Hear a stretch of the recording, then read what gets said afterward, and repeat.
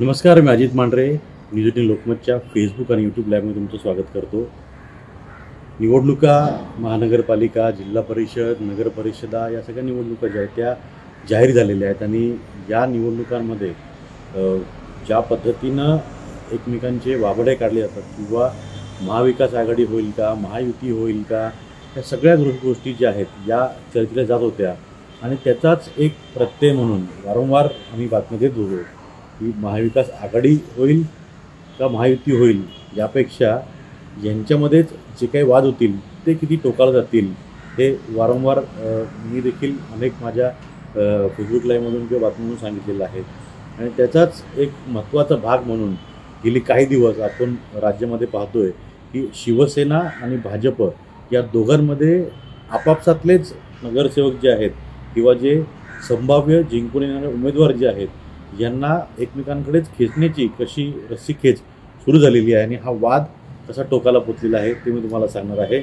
यात केंद्रबिंदू आहे ठाणे जिल्हा, कारण का भाजपचे प्रदेशाध्यक्ष हे या ठाणे जिल्ह्यातल्या डोंबिवलीमधले आहेत. डोंबिवली हा त्यांचा मतदारसंघ आहे.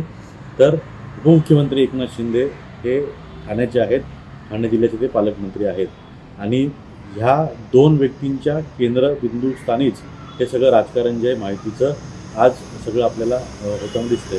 ह्याचं साधारणपणे सुरुवात जी आहे ती 5-6 महिन्यापूर्वीच झाली होती, पण आजच्या मंत्रिमंडळ बैठकीमध्ये शिवसेनेच्या मंत्र्यांनी टाकलेला बहिष्कार, मुख्यमंत्री देवेंद्र फडणवीस यांच्याकडे व्यक्त केलेली नाराजी, या सर्वनंतर या नाट्याला जे आहे ते खऱ्या अर्थानं तोंड फुटलं किंवा खऱ्या अर्थाने या गोष्टी ज्या आहेत पक्षप्रवेशांच्या आणि एकमेकांशी वाद करण्याचा, तर या सगळ्या गोष्टी ज्या आहेत त्या चव्हाट्यावरती आल्या आणि त्यातूनच सगळ्या स्पष्टीकरण झालं.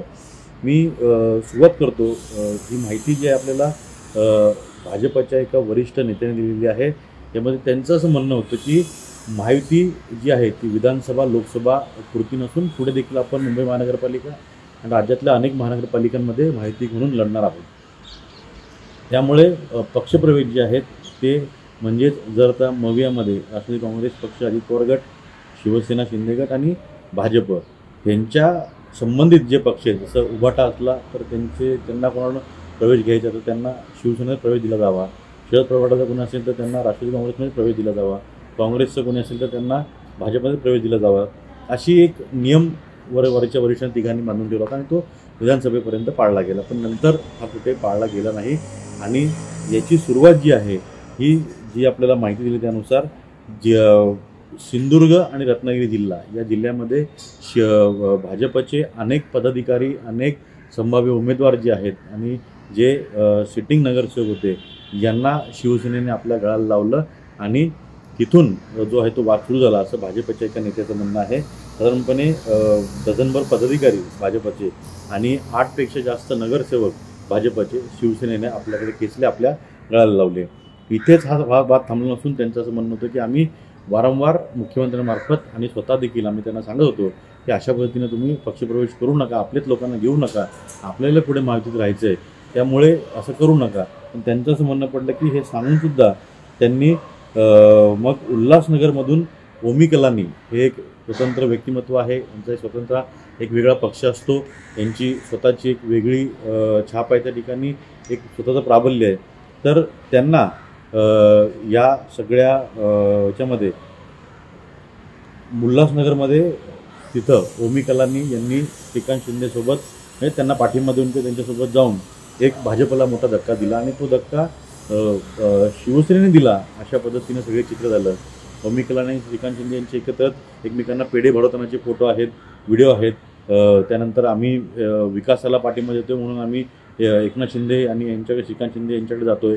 अर्थात जो उल्हासनगर भाग जो येतो तो खासदार श्रीकांत शिंदे यांचा बालेकिल्ला आहे. तर तिथून ओमी कलानी यांच्यासोबत साठगाठ केल्याने तिथं मग एक वेगळ्या पद्धतीची नाराजी जी आहे ती भाजपमध्ये सुरू झाली. विशेष करून भाजपचे नवे प्रदेशाध्यक्ष जे आहेत रवींद्र चव्हाण यांच्या हा सगळा प्रवेश जो तो जिव्हारीला लागला आणि पर्यायानं त्यांना वरिष्ठांकडून विचारणा केली गेली आणि तिथून पुढे मग उल्हासनगरमधीलच भाजपचे असे काही नगरसेवक आहेत की ज्यांच्यावरती पक्षाविरोधात कारवाई म्हणून भाजप कारवाई करणार होतं, त्या नगरसेवकांना शिवसेनेनं त्यांच्या पक्षात घेतलं, त्यांचा पक्षप्रवेश करून घेतला. म्हणजे आणखीन मोठा वाद जो आहे तो, या वादाला सुरुवात जी आहे ती अशा रीतीनं सुरू झाली. आणि त्यातूनच नंतर मग आपण पुढे जर पाहिलं तर याचा वचपा म्हणून मग ओमी कलानी यांच्यासोबतचे 7 ते 8 नगरसेवक रवींद्र चव्हाण यांनी भाजपात घेतले. त्यानंतर अंबरनाथमधून शिवसेना सोडणारे आणि काही उभाटाचे जे नगरसेवक होते किंवा उभाटाचे जे पदाधिकारी होते त्यांना रवींद्र चव्हाण यांनी गळाला लावलं. तो वचपा त्यांनी तिकडे काढला. आणि त्यानंतर पालघरचे जिल्हा परिषदेचे अपक्ष प्रबल्य आहे त्यांचं तिथं प्रकाश निकम म्हणून, त्यांना भाजपकडे, ते शिवसेनेत जाणार होते, त्यांना भाजपने आपल्याकडे वळवलं. म्हणजे त्या 3 ठिकाणी रवींद्र चव्हाण यांनी शिवसेनेला त्या ठिकाणी मात दिली किंवा शिवसेनेचे नगरसेवक पदाधिकारी जे आहेत ते आपल्या गळाला लावले. त्यानंतर कैलास मात्रे पालघरचे शिवसेना उभाटाचे जे शिवसेनेत जाणार होते त्यांना देखील भाजपने गळाला लावलं. मग याचा वचपा म्हणून डोंबिवलीचे भाजपचे 3 नगरसेवक, विकास मात्रे त्यांच्यासोबत आणखी 2 नगरसेवक होते, यांना भाजपने म्हणजे रवींद्र चव्हाणांनी आपल्या गळाला लावलं. आणि हा वाद जो तो सुरूच राहिला. मग परत अंबरनाथचे काही नगरसेवक जे ते शिवसेनेने घेतले, मग भाजपचे काही नगरसेवक जे आहेत कल्याण डोंबिवलीतले त्यांना घेतलं. असा वाद सुरू राहिला. आणि शेवटी हा वाद शिगेला पोचला, तो म्हणजे आजच्या पक्षप्रवेशमध्ये, जो सकाळी 8:30 वाजता भाजप प्रदेशाध्यक्ष रवींद्र चव्हाण यांनी घेतला. आणि तो पक्षप्रवेश होता महेश पाटील या नगरसेवकाचा. या नगरसेवकाने हा नगरसेवक जो आहे स्वतःसोबत याचे महेश पाटील याच्यासोबत त्यांची बहीण जी आहे सुनीता पाटील असेल, त्यांचे खंदे समर्थक संजय विचारे असतील, त्यानंतर त्यांच्यासोबत सायली विचारे असतील आणि इतर काही जी मंडळी होती, या सगळ्या मोठ्या पदाधिकाऱ्यांसह हा प्रवेश केला गेला. यात ज्यावेळी आम्ही या सगळ्या गोष्टी ज्या आहेत या आम्ही संबंधित जे पदाधिकारी आहेत त्यांच्याशी बोलण्याचा प्रयत्न केला, त्यांना विचारलं, त्यावेळी त्यांचं असं म्हणणं पडलं की शिवसेनेच्या एका वरिष्ठ नेत्याने अगदी जबाबदारीने सांगितलेली की ज्यावेळी महेश पाटील यांच्यावरती अनेक गुन्हे दाखल करण्यात आले होते, हत्या असेल, अपहरण असेल, त्यानंतर हत्या करण्याचा प्रयत्न असेल, विविध गुन्हे दाखल होते. आणि या गुन्ह्यांमध्ये भाजपच्या काळात महेश पाटील, म्हणजे त्यावेळी लक्षात घ्या, त्यावेळी गणित असं होतं की त्यावेळी शिवसेना भाजप एकत्र नव्हती, त्यावेळी मविया सरकार होती. आणि भाजपच्या काळामध्ये त्याच्या थोड्या आधीच्या काळामध्ये महेश पाटील याला जेलमध्ये टाकलं भाजपने, असं शिवसेनेच्या वरिष्ठ पदाधिकाऱ्यांनी सांगितलं. त्यावेळी संपूर्ण पाटील कुटुंबीय जे आहे, महेश पाटील कुटुंबीय जे आहे, यांनी एकनाथ शिंदेंच्याकडे दाद मागितली होती. मग एकनाथ शिंदेंनी पाठिंबा दिला आणि कालांतराने महेश पाटील जेव्हा जेलबाहेर आले तेव्हा त्यांनी शिवसेनेत प्रवेश केला. पण पुढे जाऊन महेश पाटील हे शिवसेनेत तितकेसे सक्रिय दिसले नाही, असं देखील या वरिष्ठ नेत्याने सांगितलं. त्यामुळे त्यांना शिवसेनेने तालुका प्रमुख केलं, जबाबदारी दिली, पक्षाचं कार्य करतील असं त्यांना वाटलं, पण तरी देखील ते कार्य करत नव्हते, असा शिवसेनेच्या काही वरिष्ठ पदाधिकाऱ्यांनी संबंधित त्यांच्या शिवसेनेच्या वरिष्ठ नेत्यांना एक रिपोर्ट दिला की महेश पाटील जे आहेत ते आपल्या पक्षाचं काम तितक्या मनाने करत नाही आहेत. मग लोकसभा निवडणूक झाली, तिथं देखील महेश पाटीलनं जास्त काम केलं नाही असा रिपोर्ट गेला. त्याचबरोबरीने मग विधानसभा निवडणूक झाली. इथंच मेन गंमत आहे ती म्हणजे महेश पाटील ही व्यक्ती स्वतः कल्याण ग्रामीणमधून शिवसेनेच्या तिकीटवरती आमदारकी लढण्यासाठी इच्छुक होती आणि त्यांनी तशी इच्छा व्यक्त केली होती. या कल्याण ग्रामीणमध्ये त्यांनी तसं काम करायला देखील सुरुवात केलं होतं, वेगवेगळे बॅनरबाजी सुरू केली होती. पण शेवटी आमदारकीची माळ गळ्यात पडली ती राजेश मोरे हे जे शिंदे गटाचे म्हणजे शिंदे कुटुंबियांचे खंदे समर्थक आहेत त्यांच्या गळ्यात पडली, ते आमदार झाले. इथून महेश पाटील यांची नाराजी जी आहे ती वाढू लागली आणि कुठे तरी आपल्याला आमदारकी तिकीट दिली नाही, आपण आमदार होतो आणि आपल्याला आमदार होऊ दिलं नाही, ही नाराजी किंवा ही खतखत जी महेश पाटील यांच्या मनामध्ये होती आणि त्यामुळेच त्यांनी शिवसेना पक्ष सोडलेला आहे, असं वरिष्ठ शिवसेनेच्या नेत्यांनी स्पष्ट केलेलं आहे. हा झाला विषय पक्षप्रवेश आणि महेश पाटील यांच्या वादातला. पण मुळात आता त्यामध्ये गंमत अशी आहे की भले शिवसेना भाजप यांची युती अगदी भाजपचे वरिष्ठ नेते जे आहेत दिवंगत प्रमोद महाजन यांच्यापासून यांची युती होती, मुख्यमंत्रीपद शिवसेना दिलं गेलं होतं, नंतर भाजपचे झाले होते, हे सगळी पुढची गणितं जी ती जुनी गणितं त्यापासून यांची युती सुरूच आहे आणि ती युती चालू होती. पण जर आपण ठाणे जिल्हा किंवा हे जिल्हा रत्नागिरी सिंधुदुर्ग असेल, ठाणे असेल, पालघर असेल, पालघर आत्ता आला पण तो ठाण्यामध्ये होता, त्यानंतर नवी मुंबईचा भाग असेल, इथं कधीच भाजप आणि शिवसेनेचं जमलं नाही. याचंच उदाहरण म्हणून आणि मध्ये एक मुद्दा राहिला त्याच्यामध्ये हे सगळे पक्षप्रवेशाचे आपापसातले वाद सुरू होते. त्यावेळी अंबरनाथ नगर परिषद निवडणूक ही प्रतीक्षेची निवडणूक असते, कारण का राज्यातलं काय समीकरण असेल त्याचं एक कर्टन रेझर किंवा रंगीत तालीम म्हणून नेहमी अंबरनाथ नगर परिषदेकडे पाहिलं जातं. विशेष करून ठाणे आणि मुंबई महानगरपालिकेच्या ते चित्र तिथं पाहायला मिळालं. ते असं की एकेकाळी भाजपला बाजूला ठेवण्यासाठी राष्ट्रवादी काँग्रेस मनसे यांना शिवसेनेसोबत घेऊन त्यांचा नगराध्यक्ष बसवला होता. तर आत्ताच्या घडीला भाजपने मनसे, उबाटा, त्यानंतर राष्ट्रवादी काँग्रेस या सगळ्यांनी एकत्र घेऊन शिवसेनेला बाजू ठेवण्यासाठी कंबर कसली होती. आणि त्यातून मग हे पक्षप्रवेशाचे वाद, रवींद्र चव्हाण विरुद्ध एकनाथ शिंदे वाद हे वाढीला गेले आणि शेवटी शक्ती प्रदर्शन करत अंबरनाथ नगर परिषदेसाठी भाग्यश्री करंजुले यांचा उमेदवारी अर्ज जो आहे नगराध्यक्षपदाकरता हा भाजपने भरला. जिथं हा एकनाथ शिंदेंचा विशेष करून श्रीकांत शिंदे यांचा बालेकिल्ला मानला जातो. त्यांचा मतदारसंघ आहे. त्यांनी तिथे भरपूर काम केले असं त्यांचा नेहमीचा दावा असतो आणि त्यांनी दावा देखील केलेला आहे की त्यांनी ते भरपूर काम केलेलं आहे.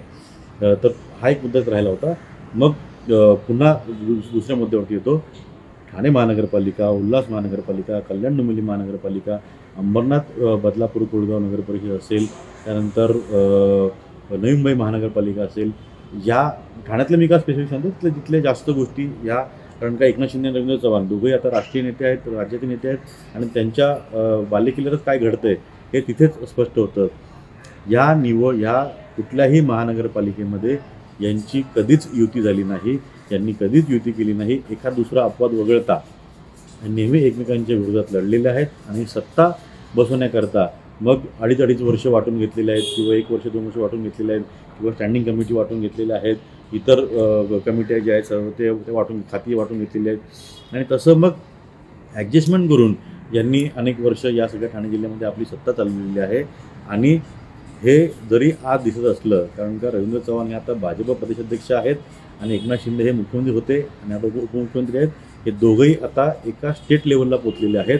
त्यामुळे ह्यांचे वाद इथले जे जुनेच आहेत पण ते आता दोघंही एका वेगळ्या लेवलला पोचल्यामुळे त्या लेवलपर्यंत गेले. त्यामुळे हे पक्षप्रवेश थेट मुख्यमंत्र्यांपर्यंत गेले, कॅबिनेटवर बहिष्कार टाकण्यापर्यंत गेले आणि त्याचाच हा सगळा परिणाम म्हणून आज तिथं स्पष्टपणे सांगितलं गेलं, दोन्ही बाजूने म्हणजे भाजपच्या सूत्रांनी दिलेली माहिती आणि शिवसेनेच्या सूत्रांनी दिलेली माहिती की ज्या पद्धतीनं सांगली, सातारा, कोल्हापूर, म्हणजे पश्चिम महाराष्ट्र असेल, त्यानंतर कोकण भाग असेल, ठाणे जिल्हा असेल, पालघर जिल्हा असेल, वेगवेगळ्या भागांमध्ये रवींद्र चव्हाण यांनी अनेकांना आपल्या गळाला लावून शिवसेनेचेच पदाधिकारी, उबाटाचेच पदाधिकारी जे आहेत, नगरसेवक जे ते फोडले आणि यामुळे शिवसेनेचे मंत्री नाराज आहेत असं त्यांनी मुख्यमंत्र्यांना सांगितलं. त्यावेळी मुख्यमंत्र्यांनी स्पष्टपणे सांगितलं ही सुरुवात शिवसेनेकडून झालेली आहे.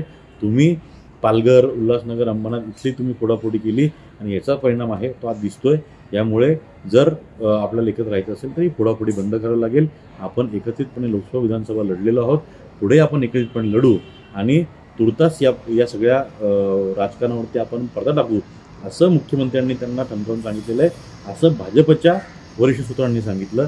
तर शिवसेनेचं म्हणणं असलं आलं की जर हे असं सुरू राहिलं तर मग आम्हाला कोणताही अधिकार नाही, कोणताही OSD PA ठेवण्याचा, कोणत्या अधिकाऱ्याची बदली करण्याचा, निधीचा अधिकार नाही, आम्हाला खात्यामध्ये अनेक अधिकार नाही. मग असं असलं तर मग आम्ही मंत्री म्हणून काय फायद्याचं आम्हाला, अशी नाराजी देखील एकनाथ शिंदे यांच्याकडे त्यांनी व्यक्त केली.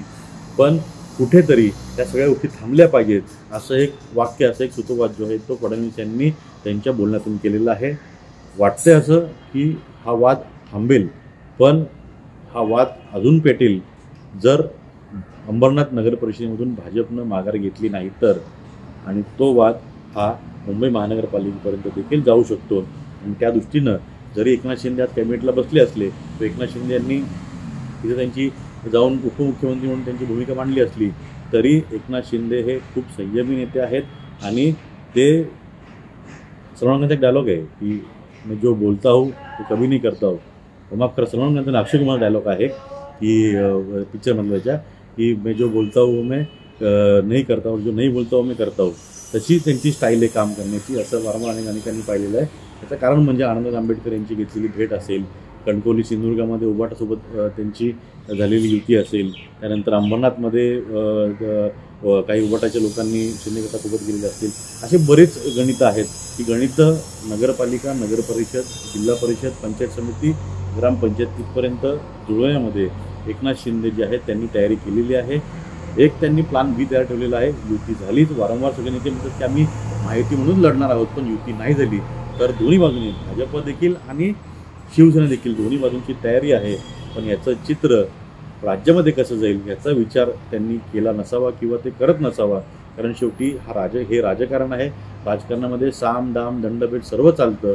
असाच एक मानस जो आहे या सर्व राजकीय नेत्यांचा दिसतोय. पण त्याचाच एक परिणाम म्हणून आज या सगळ्या पक्षप्रवेशावरून वाद जो आहे तो कॅबिनेट बैठकीवर देखील झालेला आहे. आणि हा पुढे कायम राहील का नाही राहील हे तिथं स्पष्ट होईल. पण याची सुरुवात आता जी आहे ती मोठ्या प्रमाणात झालेली आहे असं म्हटलं तरी वावग ठरणार नाही. अशाच अपडेटसाठी तुम्ही आमच्या चॅनलला सबस्क्राईब करा, लाईक करा आणि शेअर करा. अशाच वेगवेगळ्या माहिती, आतल्या माहिती आणि वेगळी माहिती जी आहे ती आम्ही तुमच्यापर्यंत पोहोचण्याचा नक्की प्रयत्न करू. नमस्कार.